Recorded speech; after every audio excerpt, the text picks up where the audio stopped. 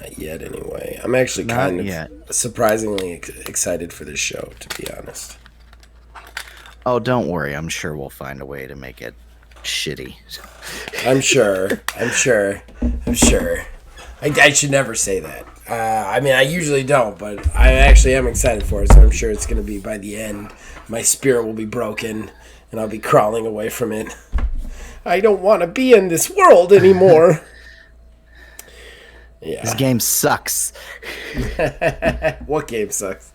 Life. Do I get a 2-hour return policy on life? Right. Oh, if only. Oh, if only. All right, so we're doing direct. Let's get this thing started. Oi, oi. Going in 3, 2, 1. Time to get your fix.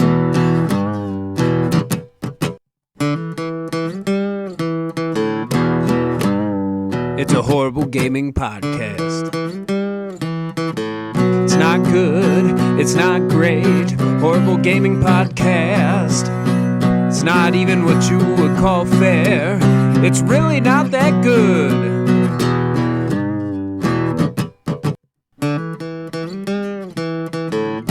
Horrible Gaming Podcast.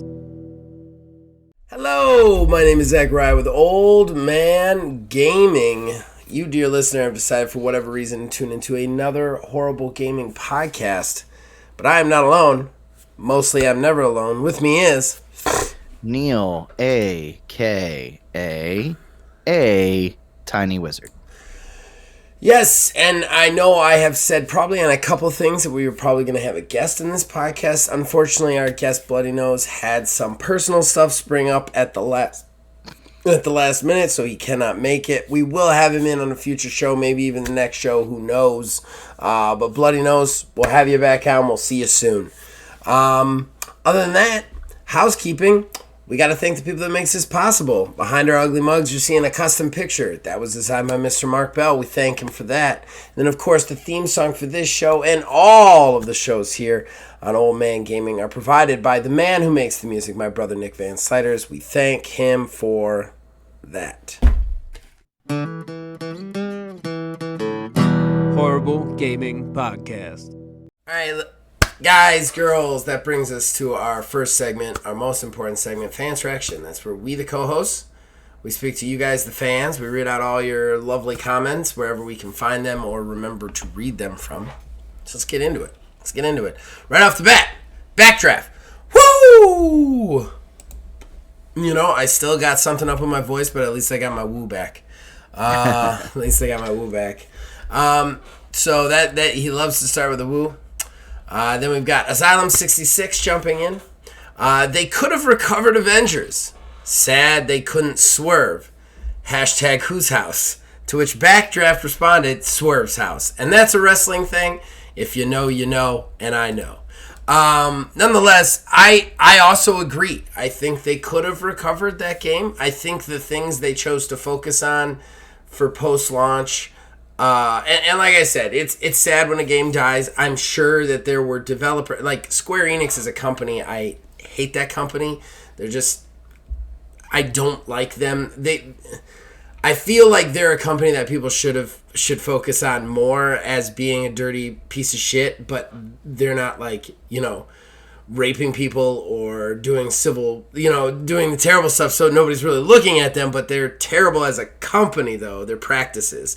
Yeah. That's a whole different rant, but I think that they kind of forced Crystal Dynamics to focus on things that they probably shouldn't have focused on.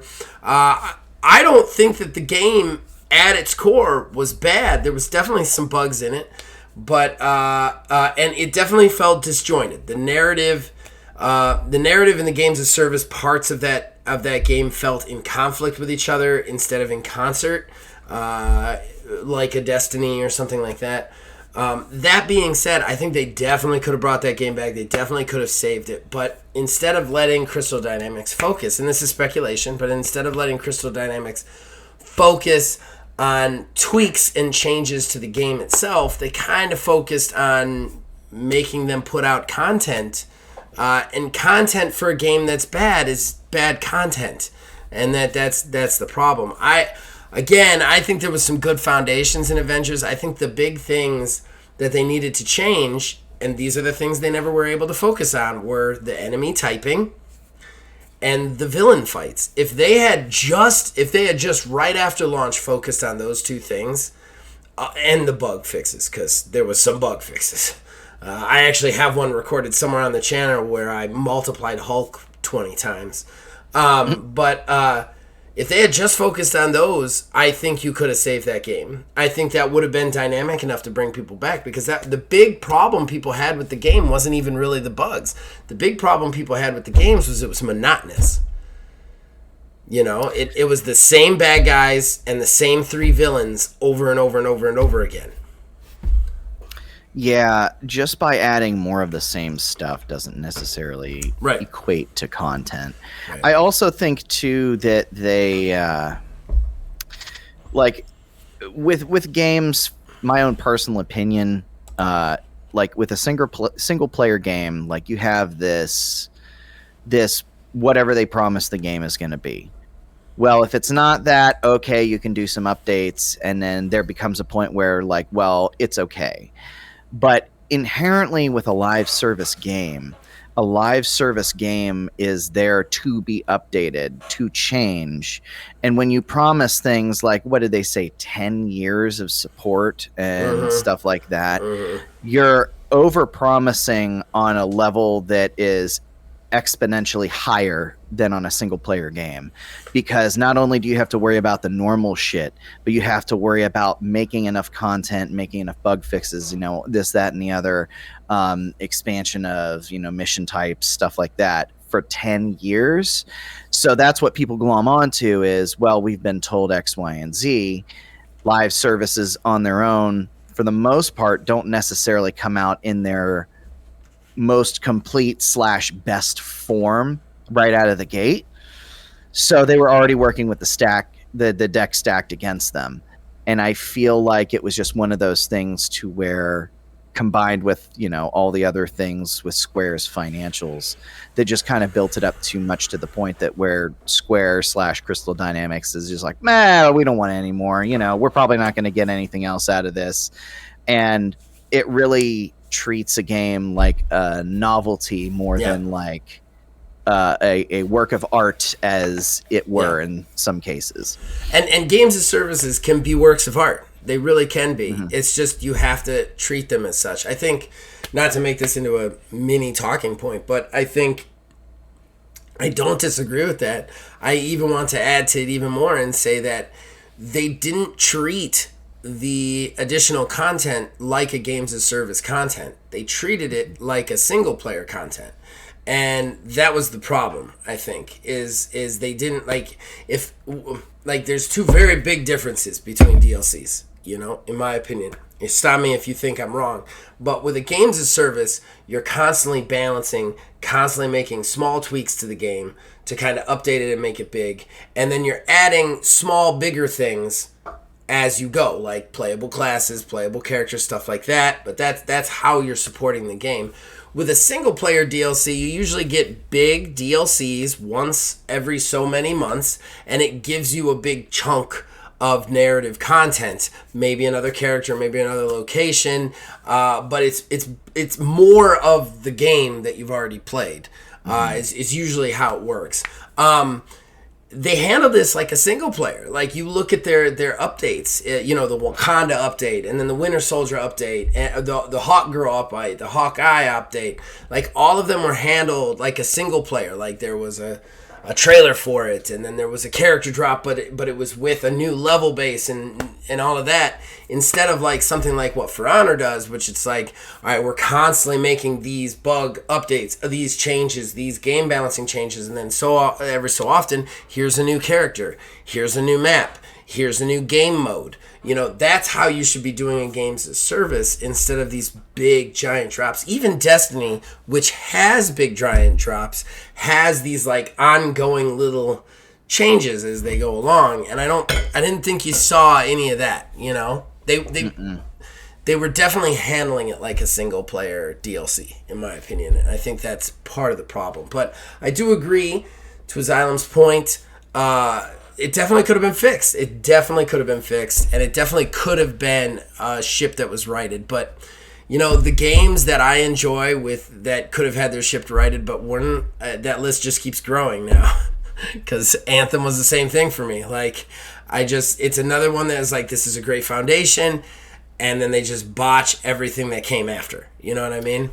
I really wonder too, like you mentioned, not to get too hung up on this as like a little mini talking a little bit too point. much time on it, but that's fine. But just one last thing with it is, I almost wonder how much of the decision to pull the plug really does come down to a suit somewhere saying, well, it's going to cost this much to put the game in a state that really, matters and everything, and will bring us money in. But how much are we realistically going to get out of that? And I mean, I don't necessarily think that line of reasoning is incorrect, because technically they're all businesses, but at the same time, I don't know as if a corporate type has enough insight to really say how much money or what things are worth. I'm going to go one step further on that, and I'm going to say it is the wrong point of view, and it has been proven to be the wrong point of view. I think the games that actually right themselves, that right the ship and get themselves going, after the fact, right, that make themselves a better game, they're all independent studios. They're all independent studios who are willing to put the work in and push forward with what they have. You look at No Man's Sky. No Man's Sky is not a first-party studio. It's not even a second-party studio. It had some exclusivity deals in the beginning, but they were able to kind of look at it and go, okay, this is how we make this better, regardless of pricing. That's what we're going to do. And it has worked. That brought people back around. That game is a huge success now, and it was an absolute failure in the beginning. So when you really look at the times that a game has come back, right, they're independent studios that were able to say, fuck the cost effective, let's do what the people want, and people will show up.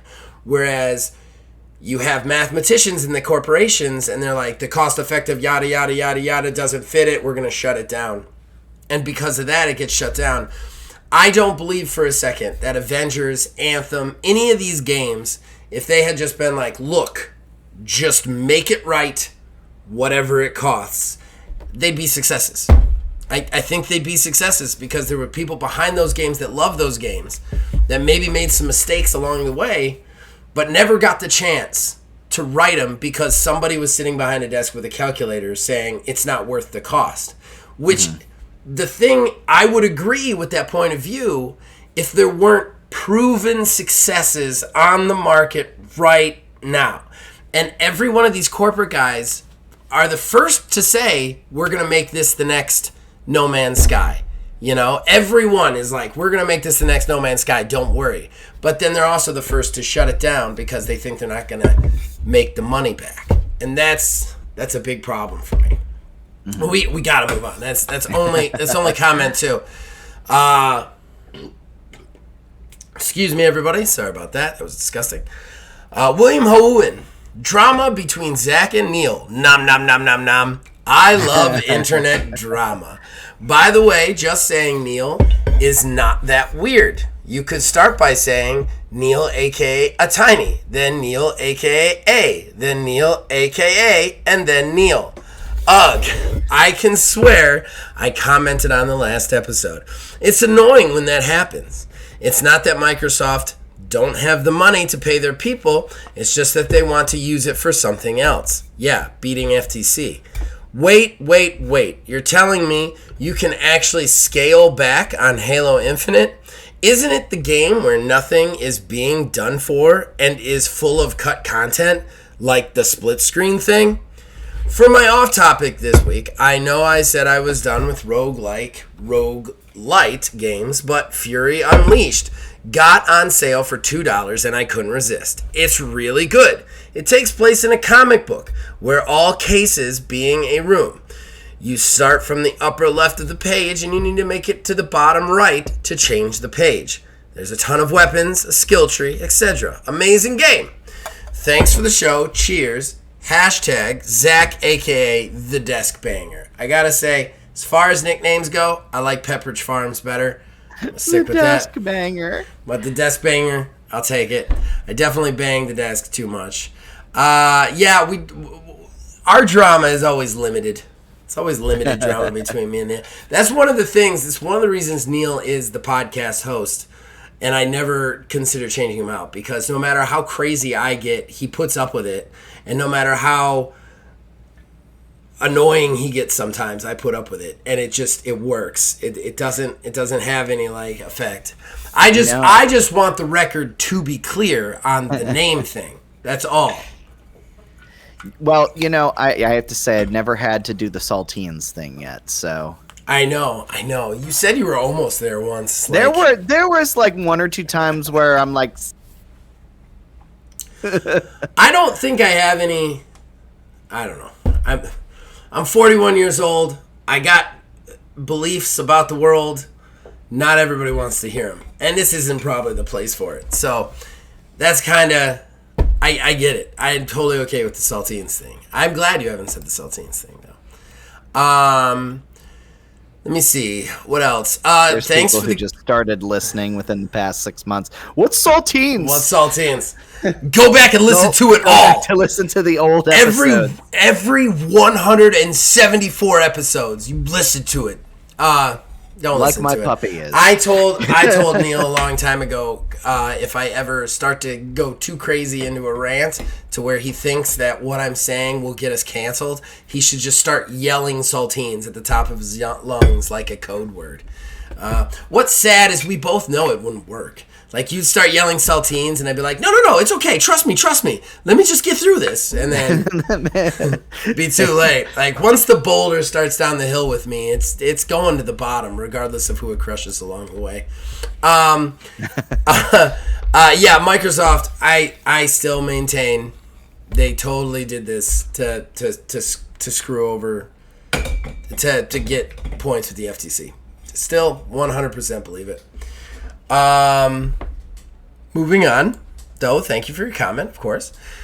Jason, a mega corporation is being evil? Tell me it ain't so. I hate this point of view, Jason. I love you to death as a fan. I love you to death and your comments. I want to say that ahead of time before I say that. But when did it become okay? I hate that sarcastic, the evil guy's being evil. Never would have thought of it. Yeah, but that kind of mentality speaks to us accepting that as the regular. And when we start accepting it as the regular, when we're making jokes about it as the regular, it becomes the regular, and they win.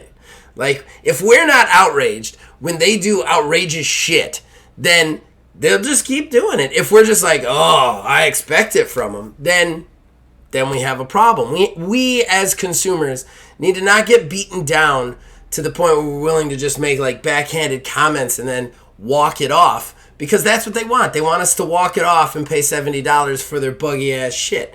And that's the problem. That's a little bit of the problem there. So when I get crazy and I get outrageous about something that all of these companies do on a regular basis, it's because I'm refusing to just walk away from the table with a sarcastic joke remark. I'm picking my battle, and this is my battle. At least with words here. Obviously, I'm not burning the place down or something. But saltines. We as consumers have to say no. We have to say no. And when we start just kind of writing it off, it causes a problem. It's part of the problem. It's part of the problem because we've just come to accept this kind of abuse as commonplace. And I haven't. I don't like it. If I get abused like this, I'm not going to buy your games. I'm not going to use your product. It's just that simple. I don't know. That's my thought process on it. And again, I know this is kind of conflicting with Jason. I still love you as a commenter. Just disagreeing with that post a little bit. I think it's one of those things to where in a statement or something to actually have some sort of effect on a larger corporation, a whole swath, 50%, if not 60% of a consumer base, fan base, whatever their main base is, has to make that statement for it You're to right. be effective. You're right, And- but one person has to make it before the other 60%. Somebody has to make the statement first, and if nobody else follows along, that's fine. But somebody's got to make the statement in the first place. And that's what I think it is the oh wow, companies being Right. evil. What? Right. Because like everybody in their own little sects have, made some sort of stand or statement, but eventually just get discouraged and stuff like Yeah. that. I know like myself, like, I sit here like I talk about like, crunch, terrible work conditions like that all the time. And oh, what am I doing? I'm still out there buying the AAA games. Like that in and of itself, like that action negates my complaints about it Doesn't as a negate it. serious argument. See, that's something that Because- bothers me. That's something that bothers me. That because you see something wrong, but you're participating in it, somehow you're part of the problem. I don't like that thought process. Like you're able to be outraged by something, even if you're somehow contributing to it. I mean, you're not putting those people through crunch. You're just playing a game. It Right. just sucks that your product is coming from a shitty place. I hate that idea that just like if you don't live what you're saying, you can't say the thing that you're saying. Well, that's crap. That's crap because we should be allowed to say things like that. That's been an ideal that's kind of newer, and I hate that. I hate that you can't like. First of all, I'm gonna say this right now. Everyone on this planet, every walking person that talks and thinks is a hypocrite. Don't tell me you're not. There's no person out there who hasn't said something and then done the exact opposite. There's just nobody out there who hasn't. Everybody in some way, shape, or form, or at one time in their life has been a hypocrite. Just because that has happened doesn't mean you can't point out injustice. It doesn't mean you can't say there's some shit in the world. Like Yeah. I hate that guess that's live fair. your words crap. It's crap. Like I don't know. I'm getting a little preachy on the subject. I think that we shouldn't be okay with it. We shouldn't be okay if something bad happens and we're pointing it out, regardless of what we played in it. Doesn't mean we should be okay with it. You know what I mean? It just doesn't. It doesn't mean we shouldn't say, "Hey, I don't like this." Even if it gets us nowhere. Yeah, I think I get the gist of what you're saying. Yeah. No, I get it. Okay, moving on. If Microsoft bought every game studio, I'm confident they would still have no games to release. Asylum 66. Yeah, probably not. They'd actually have probably less games to release if they bought every game studio because then they wouldn't have to make them. It's funny that was said because I was listening there was that Phil Spencer interview that IGN did. Yeah. And Man loves he's an interview, doesn't he? Yeah, he does. And he straight up said, like, one of the questions was like, hey, basically nothing came out last year. Is this next year going to be the year? And he straight up said that he wasn't going to say that this year is going to be the year because he doesn't want to have egg on his face, basically. Right. Because even when the head of your gaming division is even like, I don't know, maybe we don't have anything in the pipeline. I don't know. I mean, when you really think about it, if you own all the games, you don't have to make the games because nobody else can make the games. So you don't really have to spend any money if you don't make the games. You see where I'm going with this? This is why it's bad that they own as much as they own. And everybody thinks like, oh, it's great, it's going to get this influx. Well, not everybody anymore. We're definitely getting a pushback from the media on them because they haven't released games. But they don't have to release games. They own they own almost all their competitors. They don't have to release games. Well, I mean, that's almost like the same sort of situation with Valve and Steam from a little bit of a different direction. But, Valve used to make games, but they don't anymore because they have Steam. They're a platform for distributing games, and that's how they make their money. Right. Exactly. All right. So moving on. Jason again. Video game companies obviously need more blood points. Still obsessed with Dead by Daylight. It's a great game. Great game. And then Backdraft finally finishes us off. Willow is a major favorite from my childhood. Big Trouble in Little China is one of my all-time favorite movies. Egg Shen, you leave Jack Burton alone. Oh, dude, man, don't get in a quote off with me on Big Trouble in Little China. Like, he had light coming out of his mouth. I love Big Trouble in Little China. And yes, that's one of my favorites too. Willow, same way. I love both those movies. And the series on Disney Plus, I love it. I don't know if everybody else will, but I love the first season. So, but that brings us to the end of Fan Interaction finally. And what are we talking about today? We are talking about the Developer Direct from Microsoft as our talking point, and you will be surprised to hear my thoughts on it, I think. So we'll be right back with that, unless you got anything else to add, Neil? No. No, he says no. Horrible Gaming Podcast. All right, ladies and gentlemen, that brings us to our talking point. Our talking point today is an interesting one. So, we've talked about how Microsoft has been under a lot of critical fire lately.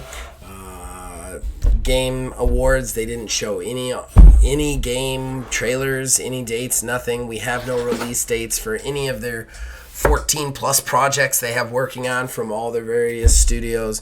Starfield got delayed indefinitely. We have no release date on that. Redfall had no blah blah blah blah blah. However, Microsoft fans had a shining light, and that was a Developer Direct. It came out this last Wednesday, the 25th, and it was a very interesting show. So I'm gonna take him through it, Neil. I'm gonna take him through it, and then we could just start breaking it down. What do you think, or do you want to go game by game? Yeah, let's go in the order in which they presented everything. I'm gonna have a hard time remembering that. The exact what you were order. Talking about. But I remember the 5 games. I just don't remember the exact order they were coming. Well, just however you want to do it. Then here's the first thing. You know what? I have a chronological list of announcements. Yeah. Each trailer lasted exactly 12 minutes, and no, I don't have that. What I'd like to talk about first is the overall show as a whole, not any of the game content yet. We'll go into the game content individually. But I want to talk about the Developer Direct itself. I was really, really objectively impressed with this Developer Direct.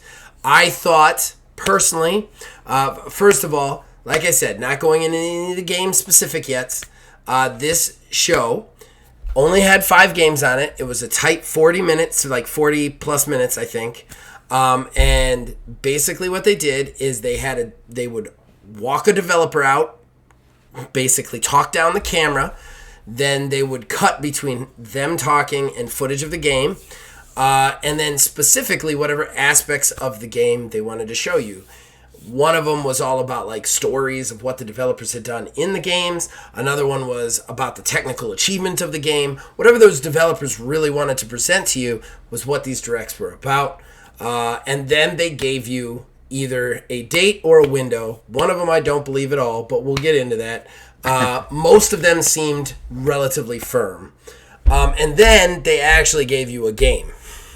A surprise game launch right then and there. So, that being said, as a whole, I thought the Developer Direct was literally, format-wise, exactly what Xbox needed.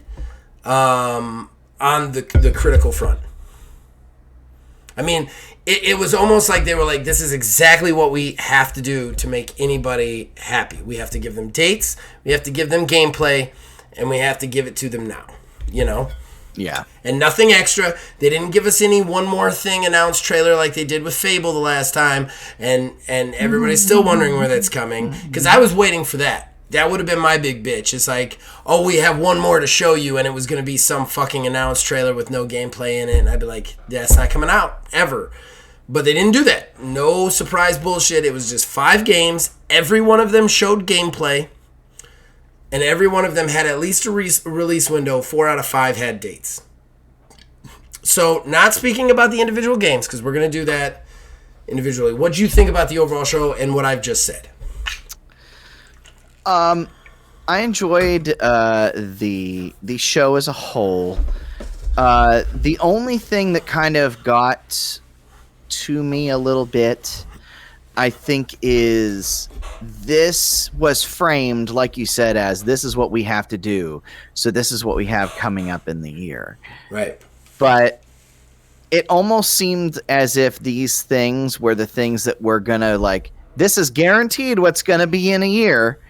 Anything else we show you after this point, we might say it's going to be within the year, but it's probably not going to be within the year. Okay. And I feel like that was the one cloud that was kind of looming above all of this.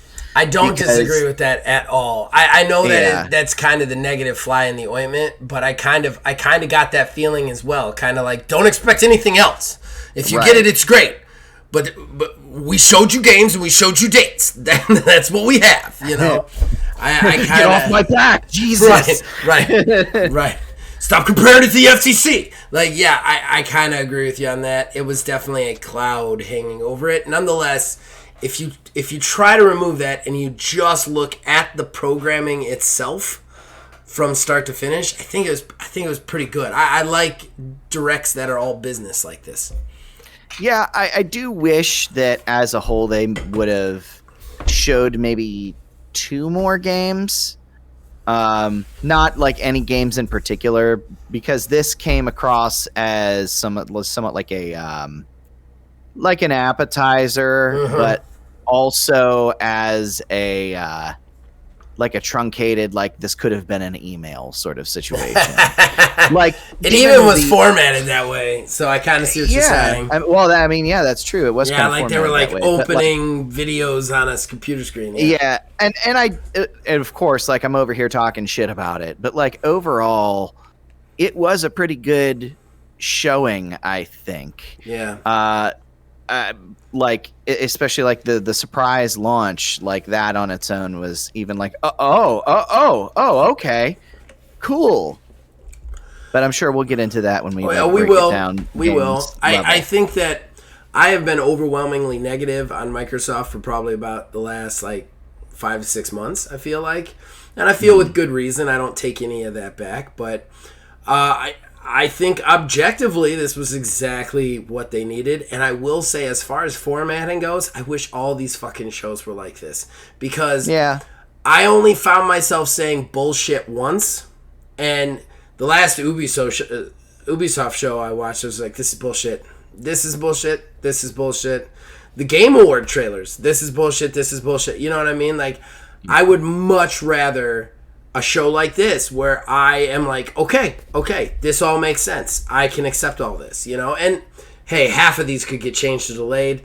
We can't see the future, you know? Right. But for this, it all looked like all these dates can be hit, except for one. We'll get into that. And they gave you something right away, which I thought was impressive. So let's go ahead and break it in. Let's talk about the game that they gave you right away. We'll start there. Even though I think it was the third reveal on the show, why don't we just start with Hi-Fi Rush? Yeah. This was a total shocker.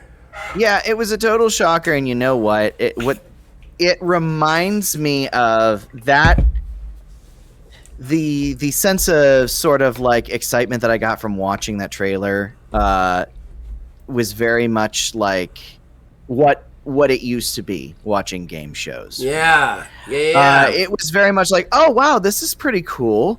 All right, oh, this is great. When is this? When is this coming out? Here you go. Today. Yeah. Today. It's already you can play this today, and it's on Game Pass. Yeah. What? And of course, I haven't got around to playing it yet. But I played it. I can actually talk about it a little bit. I haven't played a ton of it, but I played a little bit of it. Yeah, it's very much like they just kind of tossed that in our laps, and they could have used that. They could have sat on that for a little bit longer they could have done, whatever, either added more polish or just do what Nintendo does and finish games and just sit there and sit on them until they want to do something with them. They could have showed this at E3, their E3 showing, and that, oh, by the way, it's available now, and gotten even more buzz with it. Yeah. But they chose to use it here. But I loved it. I loved that whole surprise, here it is, or like the how they like to do now. Like they announce a game and it's coming in 5 months, that sort of thing. I think that I was really impressed with the quality of the appearance of this game, without us hearing anything about it, anything at all, and it's from a horror developer. Just so everyone knows. The craziest part of it. We haven't really explained it to the people who didn't watch the show. Right now, you can get a game on Game Pass. It's called Hi-Fi Rush. It is a cel-shaded, kind of almost anime-looking, like American anime style game where you play a character. It's a rhythm-based hack and slash. So, like, there's always music going. They have some really good licensed track and unlicensed tracks in the game. And if you press the buttons on the beat, you get bigger damage, and the entire world moves to the beat. So even the enemies have to attack on the beat, and it's a very interesting game.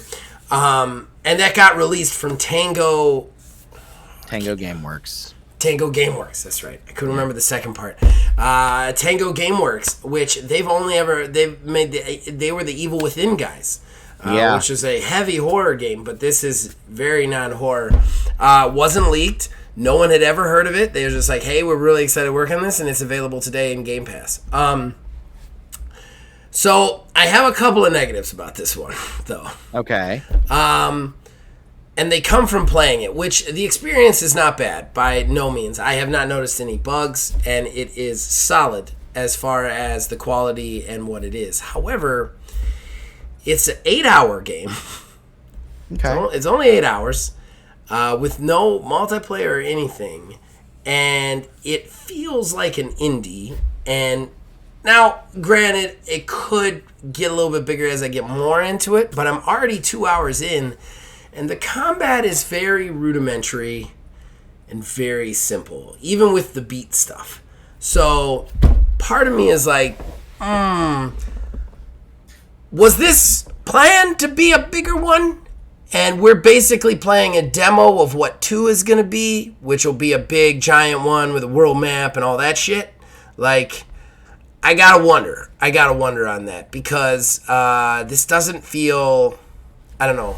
Like I said, I haven't gotten to the end yet, but it doesn't feel like it's good. I'm not saying it's bad, and it's day one, and it's not buggy. So I don't want to put negative spin on it that much, but it still kind of feels like there could have been more game here. You know what I mean?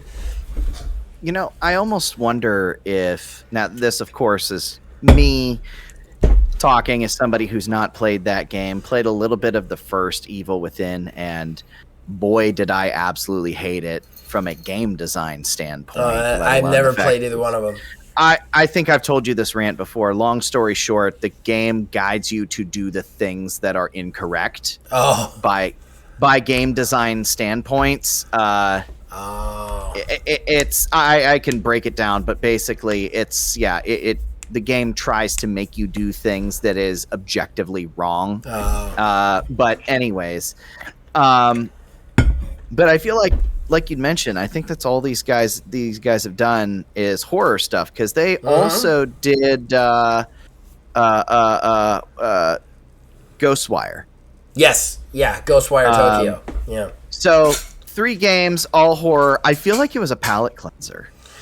I mean, I'm not saying it wasn't. This could be something, like, honestly, the makings of this could be something big. I just feel like it's very bare bones. I feel like they had more planned for this, and maybe Microsoft was like, yeah, this is great. Could you make this done in like 2 months? And they were like, yeah, I guess we could. So I feel like we're going to get a Hi-Fi Rush 2, if this is popular, in like a year or two, and it's going to be like 3 times the size of this. Kind of like how River City Girls 1 and 2 is. I think we're going to get the same thing. Like, it's going to feel like once the second one comes out, this will feel like a demo of the second one, you know? Still, released at day one, no leaks, just popped out there, and it's a very competent game. Like I said, I want to see kind of where it goes, but it's very interesting to play. So let's go on to the next one. Let's talk about the bullshit one. I want to get the negativity out of the way before we talk about more positive. The negativity is the Forza Motorsport. No longer numbered. They're just going with Forza Motorsport. I guess this is a reboot or whatever.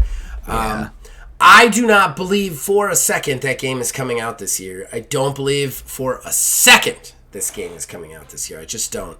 And that was the only one that didn't give a specific release date. It just said coming in 2023.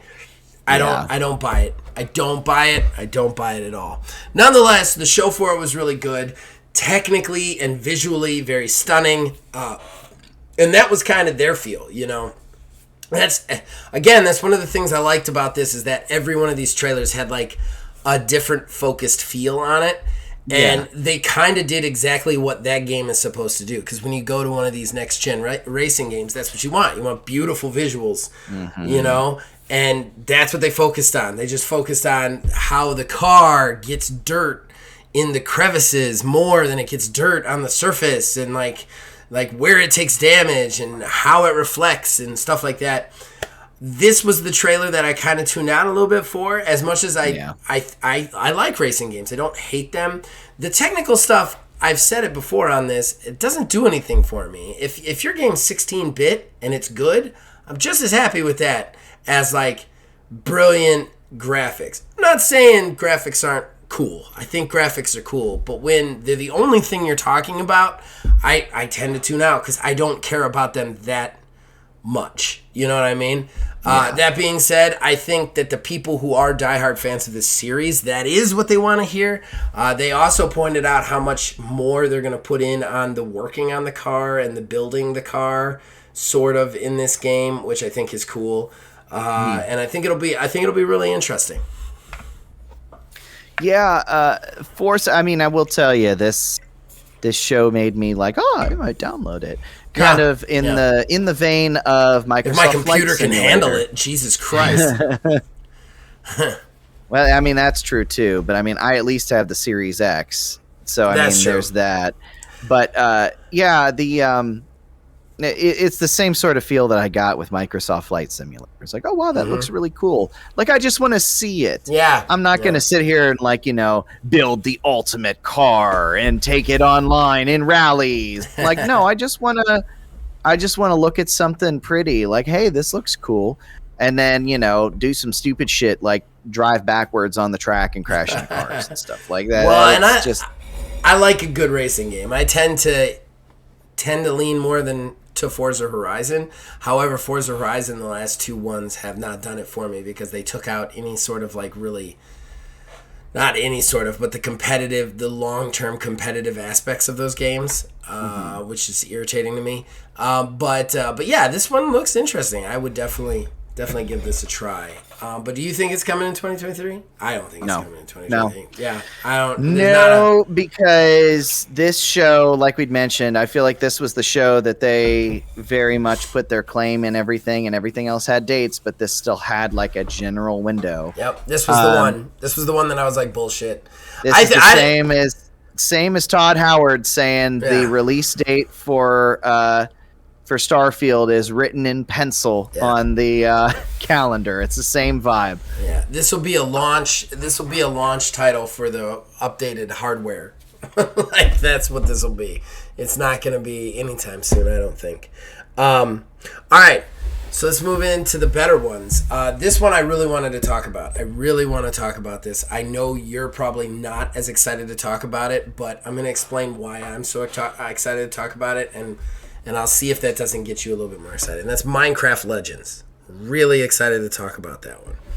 Here's why. Okay? So what is Minecraft Legends? It is PvE, PvP at the same time. You go in with a team of 4 or I think maybe more. I'm not exactly sure on the team size, but you have to build a castle that you protect from the other team using resources that you mine and explore on a procedurally generated map, while not only another player team is out there doing the same, but PvE monsters are trying to kill your guys and come in. And this trailer focused on the developers talking about their experiences playing the game.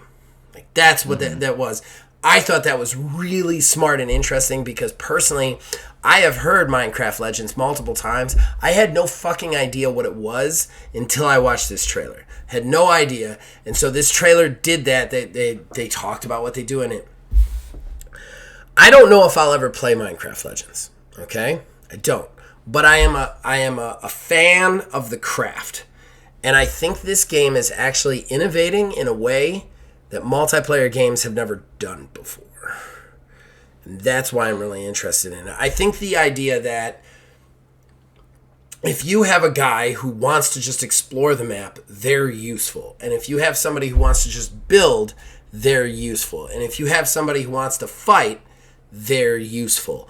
I think that is a really interesting and unique thing in a multiplayer. Because even when you have those different tasks in a multiplayer game, it's usually still restrained to the one thing you're doing, right? Like, well, I'm healing the party, but you're still with the party. You're still doing the one thing that you're doing, whether it's slaying a monster or going through a dungeon or whatever. With this, you really can just kind of do your own thing, at least the way they described it, do your own thing and still be contributing to your team stuff, as long as not everybody's doing the same old thing you're doing. Yeah. Right. But still, I think that is really cool and innovative. I think it's really interesting. I also love the idea of procedurally generated maps every time for this, because that way you can actually explore every time. You're going to get something different every time. Mm-hmm. I think that, I don't know, I only play online with a couple of people. I play with the Phils, and I play with Asylum and his buddies.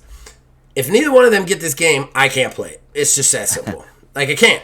That being said, I watched this trailer and it was just like, this is a great fucking concept and idea for a multiplayer game, especially in Minecraft. And one thing that I hated about Minecraft Dungeons is just Diablo with worse graphics. That's all it is. You don't build, you don't explore, you don't do any of the things that really make Minecraft. You just do Diablo inside Minecraft. I'll just play Diablo if that's what I want, or Torchlight, or whatever. Like, this actually kind of felt like a spin on the original Minecraft. It felt like, yeah, you can build, you can resource hunt, you explore. Like, it felt like Minecraft, but with a different presentation. I thought this was a really, really cool trailer and game. Yeah, I am not gonna lie. Like, it did make me go, "Oh, okay." Like, oh, okay, cool. I'm glad you had the same reaction. Yeah, I did. I know. Usually, when you hear online multiplayer, you just start to think about your next day or whatever. Right. Like, I don't know. It's because it is so different in that, like, it's Minecraft, but takes aspects of almost like StarCraft? Yeah. You have the RTS stuff in there too. Yeah. I didn't even mention that. Yeah. And then, like, you turn around and, like, you turn it into, like, PvP, but PvE, but if you just want to play Minecraft, you can do that while this is all going on and everything's still cool. Yeah. Like, there's a lot of different ways to play the game. And then they talked about, like, the strategies and everything like that of, like, how people can capture the other team's base. Like, it's the different ways to build your walls for your defense. I think that I saw you yawn. Sorry.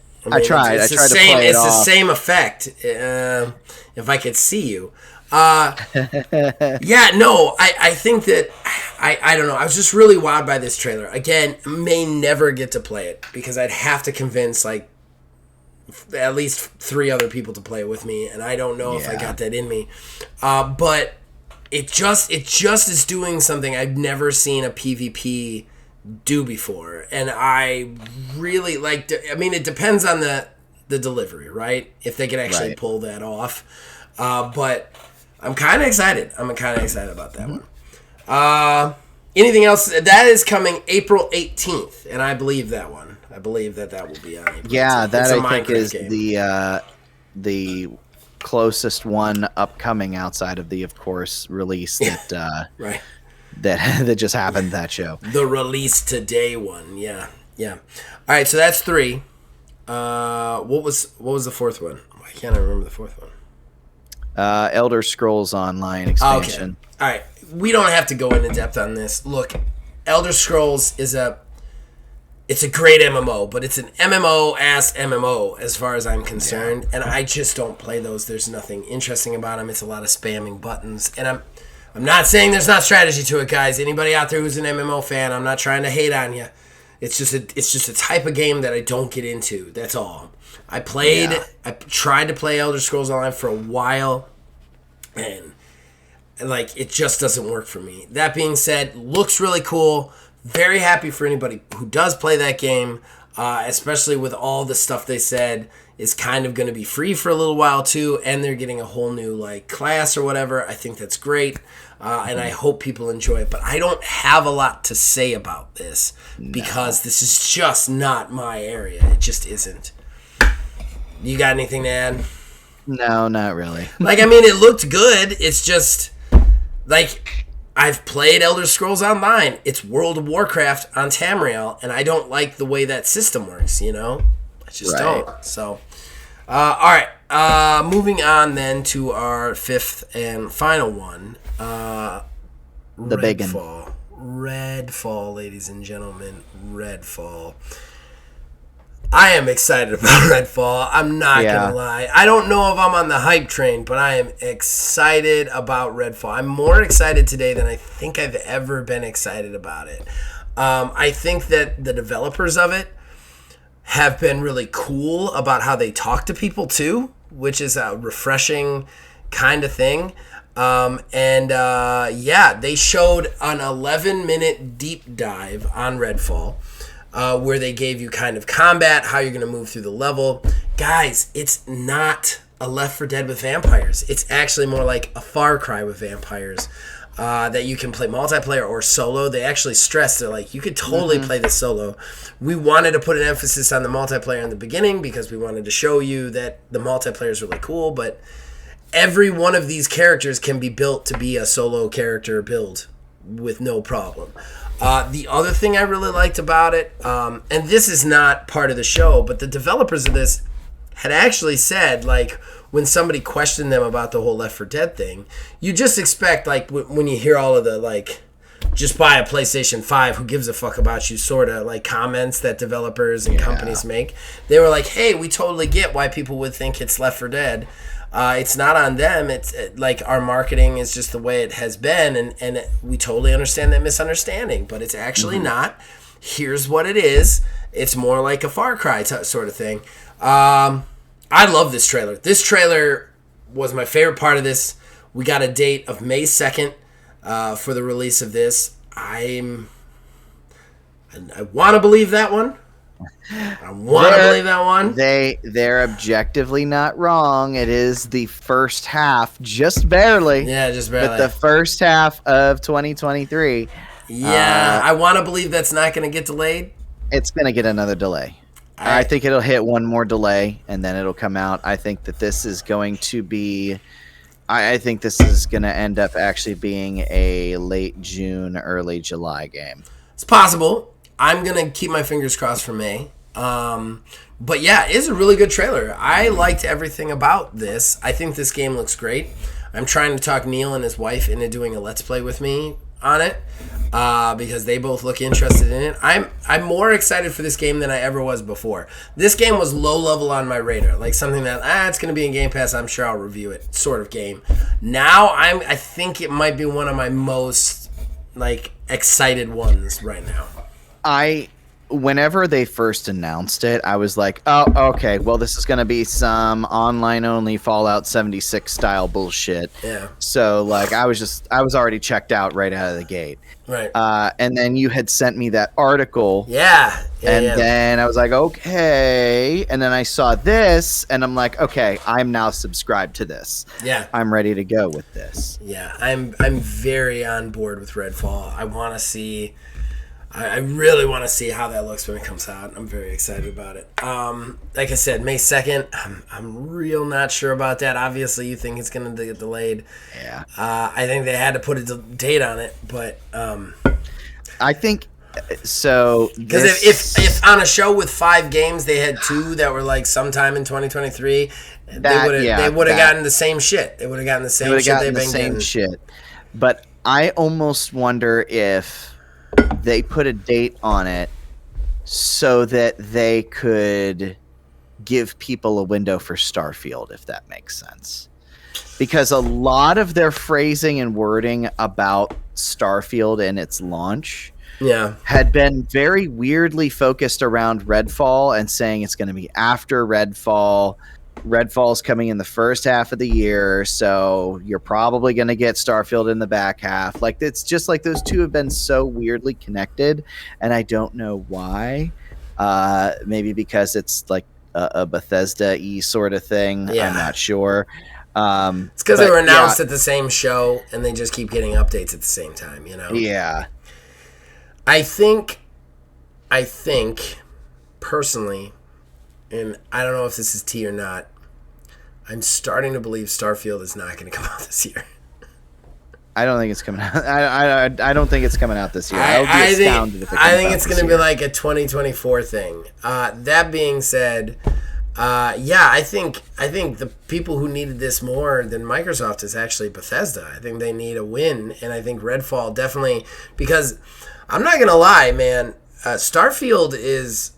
it's starting to turn in the people's eyes. Like, people, like, every time I go on Google, the articles are not like, look at this new thing from Starfield. It's like, Starfield, is it really going to be good? Starfield, is it worth the delay? Starfield, blah, blah, blah, blah, blah. Like, because they've dragged their feet so long. I think they announced the game forever ago. They took multiple years to even show us anything of it.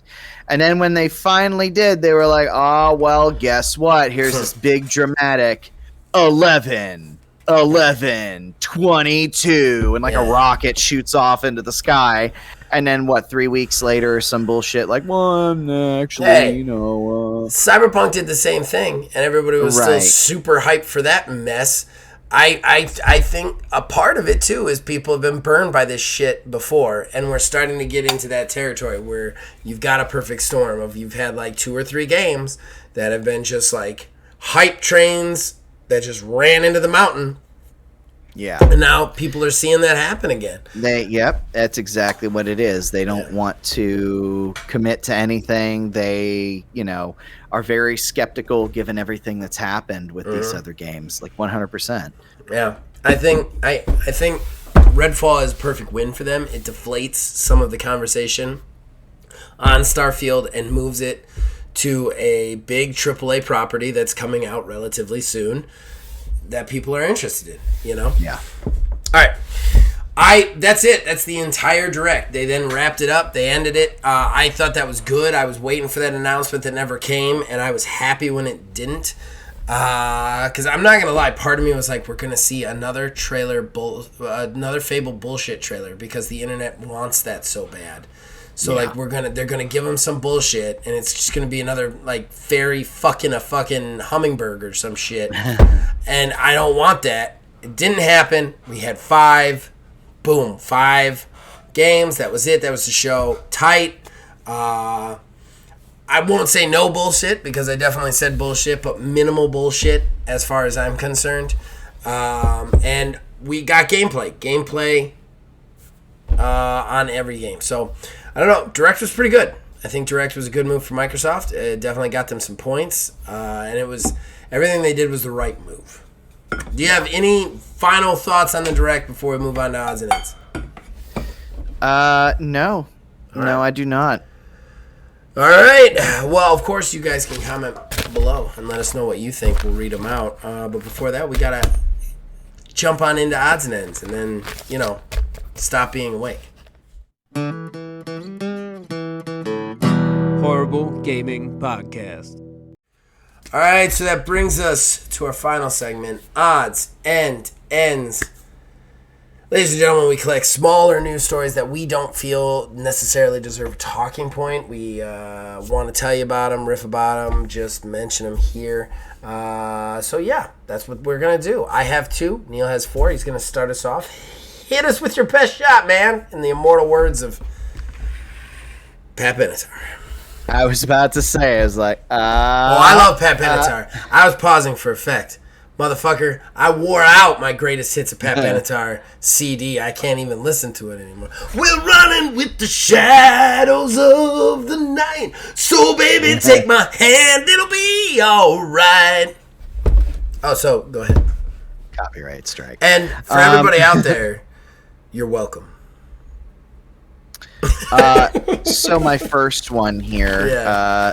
So we mentioned a little bit about it. I actually did not listen to the last episode. Did the talk of Forspoken make it in?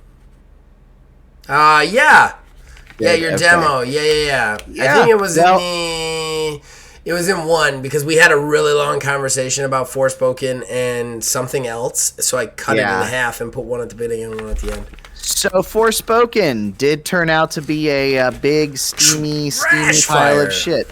Yeah. Just bland, generic. The age-old tale of a fish out of water with just magical shenanigans, whatever. So there was a launch trailer that had a bunch of reviews or snippets from reviews rather. From the likes of Game Informer, IGN, stuff like that, and they were a lot of one-word.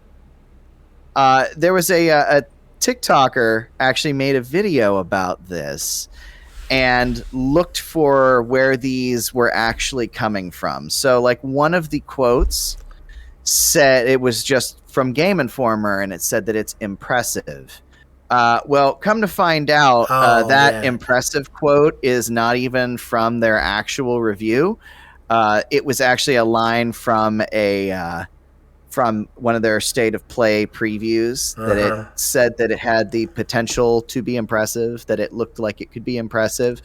But yeah, so I feel like they're Square's in a damage control situation right now, to where they are putting out these trailers that make it seem like they're hyping up all of these different reviews, to where they're very much not. They're just trying to rephrase it. And in fact, if I remember correctly, the review embargo went up a day before launch, which that always means good things. Yeah.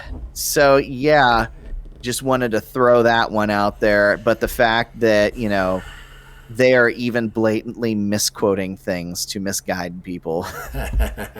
Yeah, Phil was actually, I was talking to him about this. He had watched one guy who had reviewed it, and he was like, the combat is so monotonously easy. Yeah. Because all the bad guys are melee based, and you have long range magic that you literally just can strafe and hold the button down, and you'll kill everything.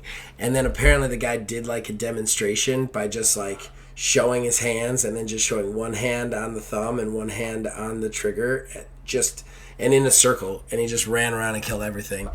Yeah, it's a rough one. As far as the one word stuff, they've been doing that for movies forever too. It'll be like somebody will say, "This is a stunningly terrible movie," and then it'll be like, "It's stunning." Yeah.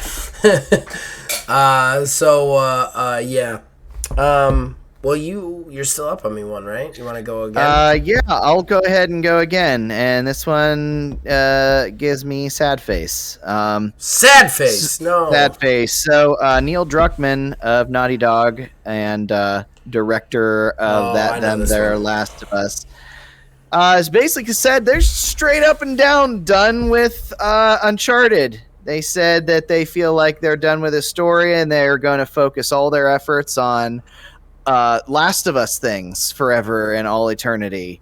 Like their upcoming Last of Us multiplayer game and the show, because, that's what's making the monies. So apparently they're going to go by way of Rockstar now and just do one thing, and that's it.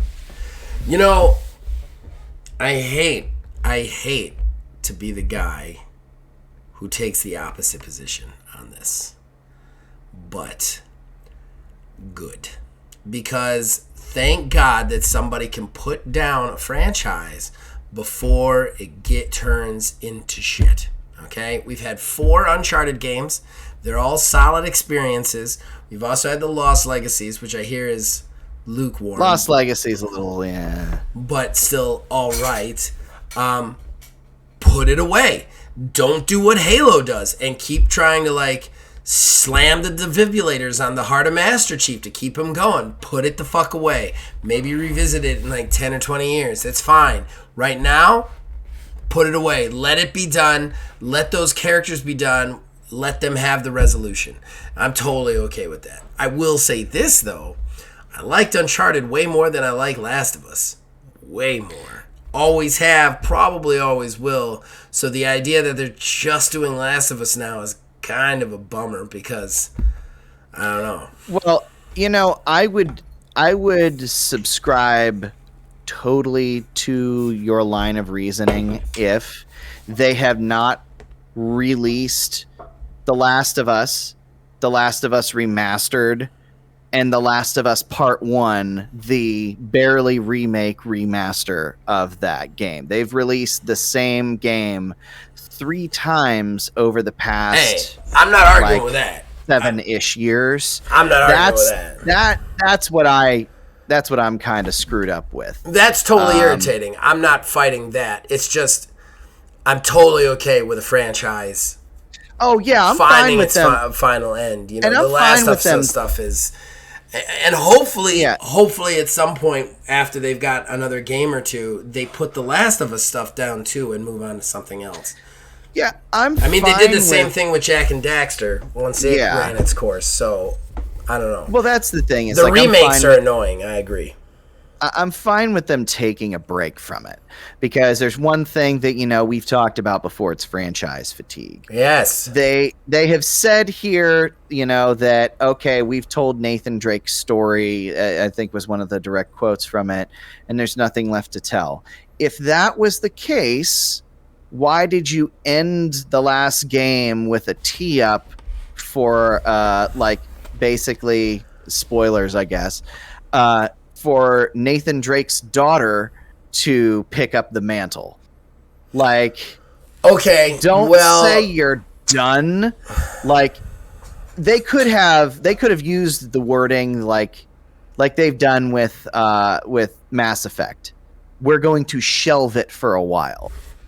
But using phrasing like we're done with it, like we don't want to do anything with it, or we feel like there's nothing else that we can do with it, even after they've already set up a logical expansion that could occur, like you had said, after 10 years or so. Dude, the Christopher Nolan Batmans end with Joseph Gordon-Levitt being passed the torch, and then they never did anything with it. Passing the torch, passing the torch is also a reasonable end to a story. I mean, eventually I'm gonna die, and Stella's gonna carry whatever shit ass torch I hand her. So but the story will there's still an end to my story. Now I'm not saying that she couldn't have her own games and they couldn't be good. I'm just saying that that's still a reasonable resolution to the story. I would much rather it be done than them. I would much rather them say done than shelved, because shelved means we're gonna get a shitty ass game because people just keep asking where it's coming from. Done puts a finite on it. It tells the fans we're done, and gaming fans are ravenous. They just keep coming after the same shit. And Mass Effect, they only made Andromeda because of pressure. Because everybody just kept asking, where's the next Mass Effect game? Where's the next Mass Effect game? Where's the next Mass Effect game? I don't think Andromeda would have ever come out if they didn't get pressure for that. And I think the only reason they got pressure, they're like, we're going to shelve it for a while. And the fans were like, well, what's a while? Like 6 months? Like, what are we talking here? I think you'd be in the same position. I think using that line is good because it puts a cap in everybody's mind on Uncharted. Everybody out there is like, we're not getting any more Uncharted games. And honestly, the media even found a way to spin it that they could still get them because like every one of those headlines was like, they say it's done.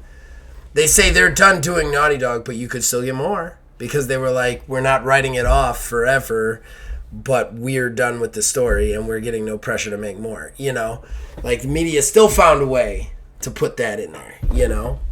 Yeah. So, all right, should I do one now? Yeah, go ahead. All right. Well, let's do some more sad face. There has been an indefinite delay on the console version of Darktide, Warhammer 40k Darktide, which is a bummer. And it persists. They have also said that the game itself has not been doing very well on PC. It's gotten a lot of criticism because of bug issues, frame rate issues, which, weirdly enough, I released a review that had none of those problems because I have experienced none of those problems in that game. But apparently a lot of people have connectivity issues, matchmaking issues. Because of that, Darktide is going to continue to work on making Darktide better before they try to transition it to console, which is a real bummer for some people out there who have been waiting for it forever. So. Yeah, I know you put that video up. Outside of that, I hadn't really seen much of anything in regard to like coverage of its release. Yeah, well, they didn't release it in the right, like they had a solid release date. Then they turned that release date into, okay, it's actually going to be in early access on PC and it's going to be delayed on console. But they didn't really give a straight date. They just said next couple of months it comes out on console. And now they've said it's not coming out in the next couple of months. It's doing very poorly on PC, so we need to go back to basics and kind of rework it on PC before we bring it to console. So it's kind of been taking 3 steps back since it released, really. Which is a bummer. I actually liked it. Like, the gunplay is good. I like the fact that you can't always use gunplay. The melee combat is insanely good in it. The voice acting's fun, and the missions are fun. But apparently, like, people have really had problems with frame rate dips, boots, internet disconnections, matchmaking, all sorts of stuff. So they've got to redo all that before they can even look to put it on console. Oh, God. Yeah. So this, I actually could have just rolled this into my last one because it's a little bit of a continuation to some degree. Okay. The Last of Us TV show has already been renewed for a second season after the premiere alone got 22 million viewers. Yeah. And they are doing what, they just can't help themselves but to do with TV shows and movies for the second season. Basically, they straight up said that for the second season of the show, it's going to follow the second game, but there's just so much in that second game that they have to break that apart into 2 separate seasons. So, I mean, theoretically speaking, that kind of makes sense because the second game was like what, double the size of the first game? I have feel like no idea. Double or triple. I know the second one was substantially larger than the first one. Yeah, I don't know. I just have hated when movies and TV have done that now. Yeah. They release like seasons in fractions or whatever because they basically have painted themselves into a corner, or they just love the ratings for the shows so much they just want to squeeze every last drop of it that they can. I feel like it was the Harry Potter movies that did that first with the Deathly Hallows Part 1, Part 2. Yeah. They needed to get more money somehow, so they just split the whole ass thing into 2 separate movies. I don't understand why they couldn't make the first season into a longer, like, why did they wrap it all up in one season? Like, why wouldn't you, like, try to string that out a little bit? You're going through all your source material so fucking fast that, Yeah. like, they make the games, once every, like, 8-9 years? Like, Right. you only have 2, man. You do 2, you get 2 more seasons of that. That's 2 years. What are you going to do for season 4 or 3 or 4? Like, what are you going to do at that point? I almost wonder if, because I believe this announcement came from Neil Druckmann as well. I think that he is making a pseudo announcement on the multiplayer Last of Us, saying like, hey, so we need to pad out some time here so that we can get this multiplayer Last of Us out, so we could do a TV show about that too. So they want to split that second game into 2 seasons, so that way they can have the game come out and like launch that either alongside or like in conjunction with the game, the show and the game at the same time. I mean, that's fine. It still feels like they're burning through their source material too fast, you know? Like, I feel like you could have made 3 seasons of TV easily on the first game. Why would you, especially like shorter, like 12-episode seasons, why would you burn through that in 1 season, you know? Yeah. I don't know. All right, moving on to my last one. Phil Spencer, in that fun little interview, had some things to say about the whole 343 things. Oh, yeah, he did. Asked about the Halo Infinite and 343 and all that controversy. He said, I'm going to let 343 talk about the plans that they have right now, that people know they have. The next season is coming up, and they're excited about that. They've got some other things, some rumored, some announced, that they'll be working on. They're excited about the plan forward. I look at, say, the work that they've done on Forge and the amazing support we've had from our creators there. The timeline for Halo. Halo is always going to be one of those things in my mind that is part of Xbox lore, part of the foundation of what Xbox is about. And then he said, man, this is not the comment that I wanted. He said basically that they'd be critical. I think it's something like they would be critical in the critically important to the success of Halo moving forward, is what he had said. Would they? Would they really? Well, I think it's still another obfuscation, though. I think it's another thing are they making Halo games anymore? That's what we want to know, and nobody specifically said that. Nobody said they're still making all the Halo games. They've all just said Master Chief is still here to stay with 343. Okay, but are you making the games? Are you making the games? Nobody has given us a definitive answer on whether or not they're making the games or not. And I think that's really fucked up. Like, yeah, even when Phil's asked, he's like, oh, they're going to be critically important to Halo moving forward. Okay, what does that mean? Does it mean they're producing them, or does it mean they're making them? Like, right. Like, I think there was another line along the way too. Like, somebody was they were asking about like the support. Like that 343 was going to be support or supported, and the answer was like, well, you know, all other studios, you know, do supporting and get supported. So it's like, okay, so again, like we're asking the hard question: is, you know, Halo being taken out of 343's hands and handed to somebody else? Well, Halo 343 is always going to be a part of Halo. Okay, right, cool. Right. Yeah, it is. That's true. One of the main characters is named that, so you're not wrong. Yeah, I think I am increasingly more in the belief that Halo will not be in the hands of 343 directly. I think 343 is going to start publishing. I think also, if you look at the layoffs and the fact that they've laid off a bunch of people from 343, especially the lead game designer. He didn't get laid off fully, though. He moved back to Microsoft, if I recall correctly. I believe so, yes. Right.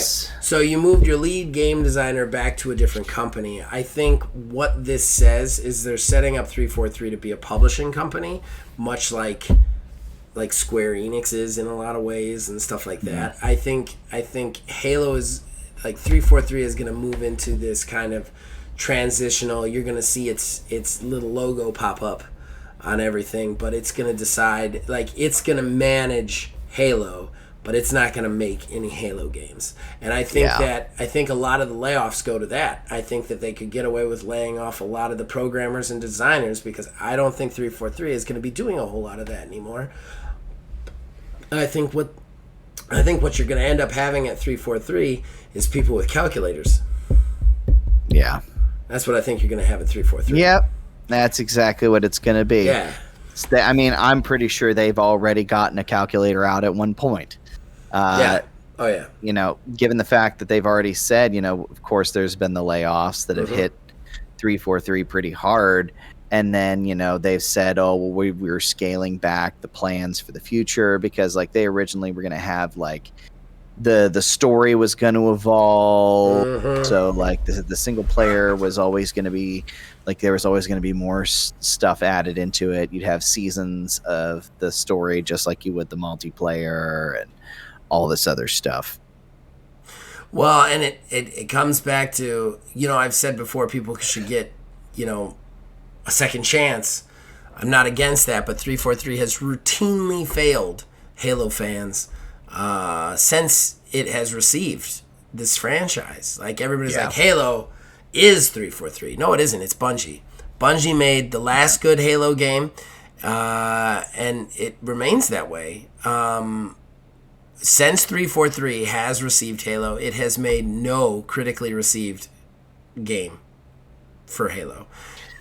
I remember even when the keys to the kingdom, so to speak, were transitioned over, and they had special matchmaking servers in Reach that were there was like the standard, like, this is Bungie's Halo, and then they had the 343's version of everything, and, like, you know, like, Reticle Bloom was totally different, you know, time to kill was totally different, you know, weapon damage output, fall damage, speed, placement of items in some instances was totally different. And it's at that point when there was very much a clear divide as to what Halo was and what it's going to be. Yeah, and nobody was happy with what they did to Reach.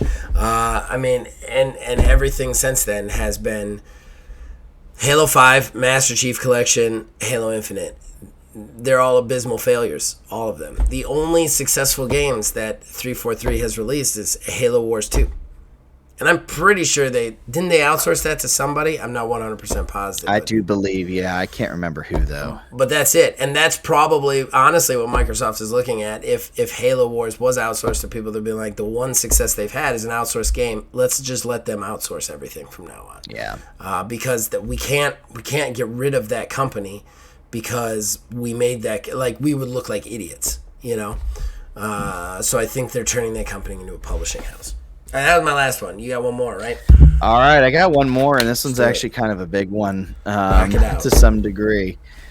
So there was a video that was circulating briefly on Reddit of a leak of multiplayer gameplay for a Horizon project, showing a cartoony, almost sort of Fortnite aesthetic. Now, what is interesting is that no one can tell if this is from a canceled project or one that was in active development. Now, when this started making the rounds, once it was found out about, it was immediately pulled from, like, everywhere on Reddit. And since that has happened, it's basically been confirmed that it is an alpha build of a Horizon multiplayer game.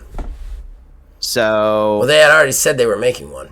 They said that they were I think that they were, like, going to look into making one or something. No, they said they were making one.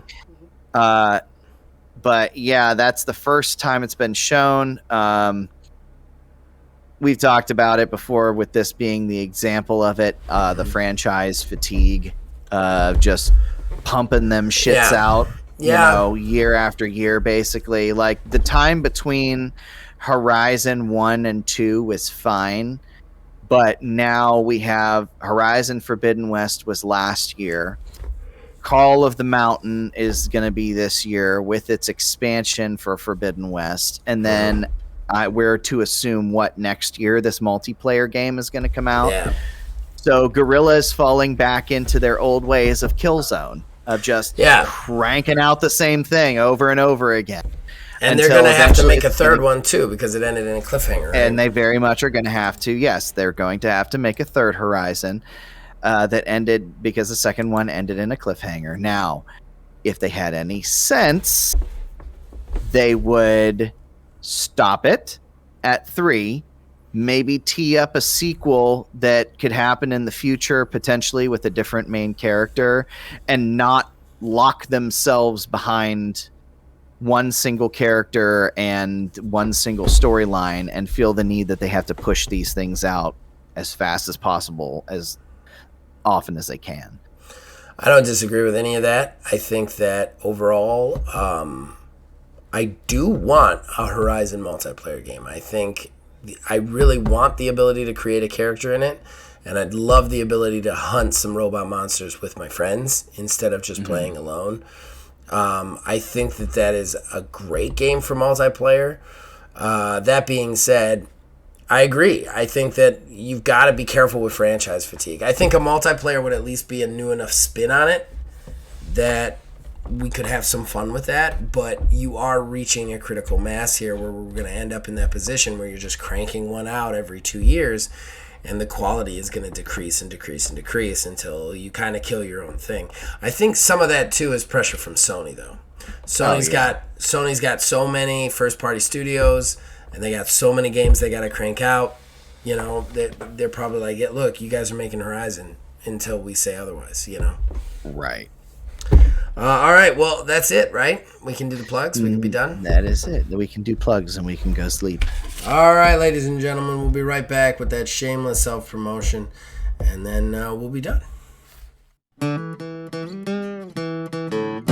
Horrible Gaming Podcast. That's it, ladies and gentlemen, the end of the show and the shameless self-promotion that comes with it. Neil, you got anything special you want to plug?